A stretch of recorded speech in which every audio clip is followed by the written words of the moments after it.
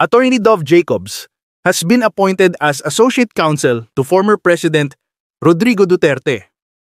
With over 15 years of experience in international law, international criminal law, and human rights, Attorney Jacobs is a recognized expert in his field. He serves as a consultant and trial lawyer at the International Criminal Court and founded Strategic International Legal Consulting SLC. He will be working alongside lead counsel, Attorney Nicholas Kaufman. The Senate received the articles of impeachment against Vice President Sara Duterte 117 days ago. Yet the trial required by Article 11, Section 3(4) of the Constitution to proceed forthwith will begin only on June 11, dangerously close to the end of the 19th Congress. This delay compromises due process and undermines our role as an impeachment court. Under the 1987 Constitution, the Senate of each Congress acts separately and independently of the Senate of the Congress before it. If we cannot conclude the trial before June 30, 2025, we must recognize this impeachment case is functionally dismissed by constitutional operation and no action can be taken by the 20th Congress on the matter for lack of constitutional authority. Siyempre, maraming mga behind the scenes, no? Lalong-lalo na itong unang pagkakataon na nakita ako, si Amy Marcos at si Maharlika. Siyempre, ang inaasahan ng marami, baka magkaroon ng eksena, no, sa birthday ni Inday Sara, lalong-lalo na dahil na dyan si Mother Dragon, no, at saka si Harry Roque at si Senator Amy. Well, actually, hindi po yan yung kauna ng pagkikita namin. Nag-lunch na po kami Friday pa lamang, no, ni Senator Amy. Nag-imbita ng lunch si Vice President Sara. Kami kumain sa isang Chinese restaurant. At ang sabi nga sa akin ni Amy Marcos ay bakit ba galit na galit sa akin si Harry Roque at si Maharlika. Miski kaharap niya ako, she was addressing me in the third person. Sabi ko, hindi naman galit. Kaya lang, talagang alam mo naman, kasi meron kaming GC. May group chat kami na kasama si VP at ako talaga yung kahuli-hulihang nagsabi na let's give Amy Marcos a chance. No? Kasi may punto na nagsalita si Amy Marcos, ito'y matapos magbitiw bilang DepEd Secretary si VP Sara na magsasalita na raw si Amy Marcos tungkol sa kanyang kapatid, no? At ang inaasahan namin, no, doon sa GC na yan, ay sasabihin niya yung katotohanan tungkol sa pagiging bangag ng kanyang kapatid.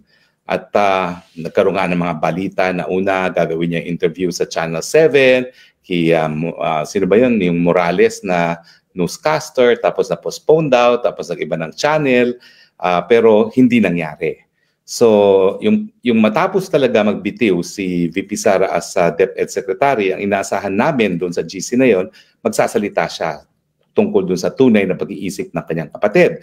Pero hindi nangyari yon, no? At hindi na nga namin nangyari, hindi na namin alam kung ano nangyari dahil una, napopostpone lang, sabi tsumechempo lang, hanggang hindi na nga nangyari. Ang unang niyang pagsasalita ay ito ng advertisement para sa eleksyon na ang tunay na nagpapatakbo ng Pilipinas ay hindi Marcos, kundi ang Araneta at ang Romualdez. Sa amin naman, sino may kasalanan yun? Ang hinalalang taong bayan ay Marcos. Kung pinapabayaan niya magpatakbo ng bayan ay Araneta at saka ang Romualdez, sino may kasalanan? Diba? Ang pula ay pupunta pa rin kay Junior dahil siya ang presidente at bakit niya hinahayaan yung mga walang mandato para mamuno. The buck stops with him. Pero siyempre, tense. Maski nung unang pagkikita namin na hindi pa kasama si Maharlika doon sa lunch, pero ako naman po, diretso naman ako magsalita. Sabi ko nga sa kanya, ako yung pinakahuli na bumitiw sa suporta sa iyo sa ating GC hanggang tuluyan nga nagbutuhan at tanggalin na si Amy Marcos doon sa GC na yon. Pero ako, to the very end, I was trying to give her the benefit of the doubt. At ang sabi ko sa kanya, talaga namang ako, nawalan na rin talaga ng pag-asa sa kanya dahil nakita ko siya doon sa alyansa Grand Rally sa Lawag na pilit pa niya kinaladkad si Junior para itaas ang kanya mga kamay. Ang explanation naman niya kasi that's local politics, sa Ilocos yun. So kinakailangan kong gawin yun para sa mga Ilocano, kinakailangan kong gawin yun dahil ang anak ko ay governor ng Ilocos Norte. No? Pero siyempre, ang katotohanan niyan, talagang nung nagsimula ang kampanya, nagdesisyon na ang Amy Marcos, nasasama talaga siya sa administrasyon. At nagbago lang ang isipan niya matapos makidnap si Tatay Digong. Unang-una dahil siguro talagang iniisip niya na mali yung prosesong nangyari, yung pangingidnap, o di naman kaya bilang isang politiko, nabasa niya yung pulso ng bayan na nagalit ang taong bayan dahil sa ginawan administrasyon na pagkidnap at kumampi na siya sa oposisyon. So, whatever the reason is, ang katotohanan niya, nung ako'y nag-give up sa kanya, nung panahon ng simula ng eleksyon, matapos yung proclamation rally ng Alyansa, ay talagang sumapi na siya sa Alyansa. Kaya lang, nangyari nung March 12 at either nakita niya bilang nabasa niya ng tama ang sentimiento ng taong bayan, na ayaw ng taong bayan nangyari, or talaga namang na-offend siya nung sa nangyari kay Tatay Digong. Whatever the reason is, doon siya nagbago. At maraming nag-iisip nga na baka too late the hero na yan. Pero kung hindi talaga siya inendorso ni VP Sara, sa tingin ko hindi na siya makakapasok. So talagang she owes Inday Sara big time. Dahil alam natin na endorso ni VP Sara ang siyang dahilan kung bakit marami pa ring DDS, gaya ko, na nagbigay tiwala kay VP Sara, na maski hindi naniniwala kay Amy Marcos, ay susunod kay VP Sara, no? So sa tingin ko naman, tatanaw na utang na loob naman itong si Amy Marcos kay VP Sara. Anyway, ang mga napag-usapan doon, syempre politika, no? Anong mangyari sa impeachment, at syempre naulit yung sinabi ni VP Sara na she wants a bloodbath. Pero tsaka na po natin pag-uusapan yan dahil may mga bagay-bagay na hindi po pwedeng isa publiko na naging topic ng usapan. Anyway, the following day was the grand rally, no, na para sa selebrasyon ng birthday ni VP Sara, no? At pangalawang pagkikita na namin ni Amy Marcos yan, so hindi na siya tense. Pero pangunang pagkikita ni VP Sara, ni Amy Marcos at ni Maharlika. So nasa loob kami ng backstage na isang tent at pumasok nga doon si Maharlika at sila'y nagbatian. At ang talagang unang tanong naman ni Amy Marcos kay Maharlika ay, bakit ka ba galit-galit sa akin, Maharlika? Sabi niya, ang sagot naman ni Maharlika, hindi sa ako galit sa'yo, no? Pero talagang ako, galit ako doon sa bangag mong kapatid at sa iyong sister-in-law na Lisa Tanas. So, wala namang plastikan pong nangyari, pero people were cordial. They were civilized. Kasi syempre, nagtitipon-tipon kami para sa birthday ni Inday Sara at wala naman po pwedeng manira doon sa birthday na yon dahil pare-pareho naming mahal si VP Sara. So, kumbaga, cool na cool ang lahat sa isa't isa. At walang plastikan, diretsahang usapan, tinatanggap naman ni ni Amy Marcos yung mga sinasabi ni Maharlika at yung mga sinabi ko, no, na sa totoo lang. Matter of fact, okay? Wala namang sigawan, walang snipan, matter of fact lang, poker face lang, no? At si Amy Marcos naman, hindi naman siya nagdadahilan na. Ang sinasabi lang niya is si VP Sara nga, pag ako'y ini-endorso sa kampanya, i-endorso muna niya ako, tapos sasabihin niya, umalis ka na, kasi babanatan na niya yung Marcos, no? So talagang ganun na nangyari, no? Talagang meron talagang pagkakaibigan na matindi itong si VP Sara at si Amy Marcos, dahilan para siya na-endorso, and at the same time, hindi naman naging dahilan yung pagkakaibigan nila para banat-banatan ni Inday Sara si Marcos Jr. Now, meron ding mga behind the scenes na nangyari nung ako'y nagtatalumpati. Meron kasi dong isang volunteer na kakilala ko naman at akala ko close ako sa kanya. Pero talagang sandaling-sandali, sa simula pa lang ako dahil nagsimula ako dun sa bangag, no? Ngiwi at butod, ay pumupunta siya sa harap ng entablado at nagsasign ng X na parang pinapatigil ako, no? So anyway, hindi ko siya pinapansin dahil alam ko naman na napakaikli pa lang ng panahon na ginugol ko sa pananalita. So imposible naman na senyas yan na napakatagal na ako nagsasalita. It turns out talagang pinapatigil nila ako dahil meron daw nagsabi na hindi daw dapat ako magbangag dahil birthday celebration ni Inday Sara. Well, nung ako nagsasalita, hindi ko naisip yun kasi hindi ko naman talaga inisip na walang babanat sa mga Marcoses sa pagkakataon na yun, birthday or not ni Inday Sara. And true enough, si Robin, si Vice Mayor Baste, at saka si Inday Sara mismo ay bumana kay Marcos Jr., no? Ang talagang mensahe ni Inday Sara kay Marcos Jr. is we do not deserve the government that is being run by Mr. Marcos, no?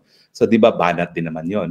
So hindi ko alam talaga kung meron lang talagang sa kampo ng mga Marcos na gumamit ng tao na nagpapapigil sa akin magsalita or talaga lang sabi nila, staff daw mismo ni VP Sara ang nagsabi na huwag magbangag-bangag doon sa okasyon ng kanyang birthday.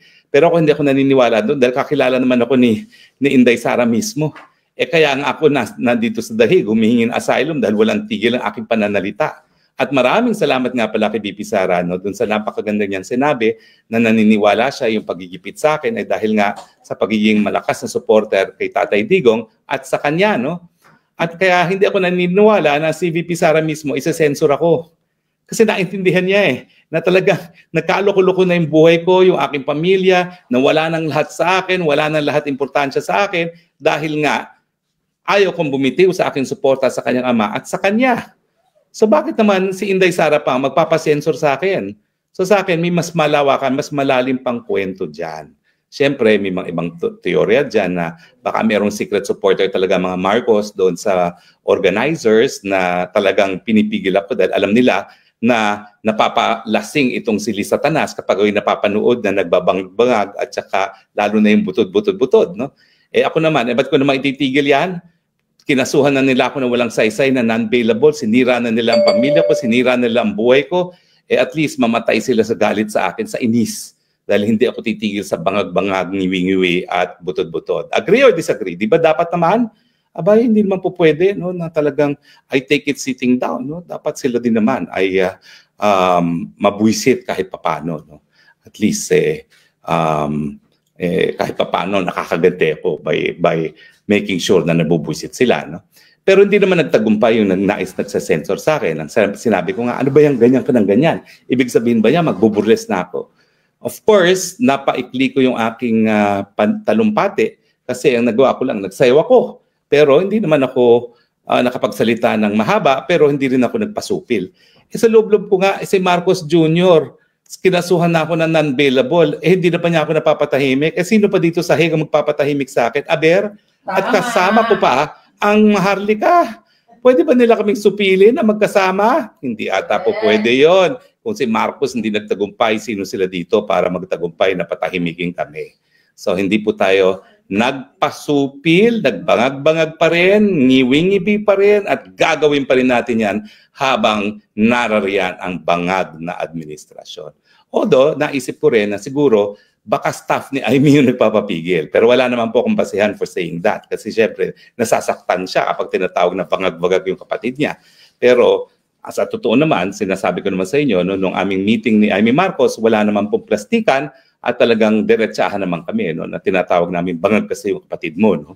At ang sinasabi naman niya, ayan, tinanong ko siya talaga ha, bakit ba kasi ayaw mong pang sabihin na bangag ang kapatid mo? Kapatid mo yan. Nagsimula yung kanyang bisyo na yan, nasa kolehiyo pa siya, bata pa siya, so kakilala mo siya. Ang sabi niya, ito po ha, quote ko, because I have not seen any evidence. So para kay Manang Amy, dapat makita niyang sumisinghot ang kanyang kapatid para maniwala siya na bangag. Pero ang sinasabi niya, meanwhile, habang di pa niya nakikita ebidensya at yan nga yung pagsisinghot, ayaw niyang maniwala na bangag yung kapatid niya. Pero sa akin naman, there is such a thing as general reputation. No? At siguro naman na napakaliit ang mundong linilibutan nila, ginagalawan nila, ilan lang naman ang mamayaman na makapangyarihan sa Pilipinas, sila rin yan, kahit pa paano, alam niya kung ano yung usap-usapan na bisyo ng kanyang kapatid. Pero officially, ang sagot niya sa akin, I still have to see the evidence. Yan niya. At saka ang sabi niya, I do not see them, I do not wish to see them, gusto ko silang patayin. Quote po yan ha, gusto ko silang patayin. At in fairness, dun sa mga Sunday lunches na pinupost ng Marcos Jr. at ng kanyang may bahay, talaga namang ang napupunta ron, mga anak ni Manang Amy, hindi siya. So I believe her naman na matagal na niyang ayaw makipagkita doon sa kanyang kapatid dahil hindi natin talaga siya nakikita. Ang talagang tanong lang ng mga DDS at isa na ako doon, kapatid mo yan, sabi mo sa amin kung talagang may alam ka sa kanyang bisyo na pulborone. Anyway, isa lang po yan sa mga juicy behind the scenes. No? Abay, syempre, nung kami kumain na ng tanghalian matapos ng programa, hay nako, nando naman si Vice Mayor Baste. Alam niyo ba ang bungad na sinabi ni Vice Mayor Baste kasi late siya dumating? Oh, di pa rin kita binoto. Kinakausap niya si Senator Amy. Number 14 ka sa Davao, di ka pa rin binoto sa Davao. Pero okay lang tayo, okay? Tapos, alam mo, magaling naman si Amy Marcos magdala ng kritisismo. Dinidedma lang niya. Tapos, syempre, nagkakarinyo. Ikaw talaga, Mayor, ha? Di mo na ako talaga pinatawad, di mo na ako binigyan ng chance, ha? Pero dire-diretso si Mayor Basti talaga. Hindi kita binoto. Grabe talaga, no? At syempre, yan ay kaharap si Ma'am Elizabeth.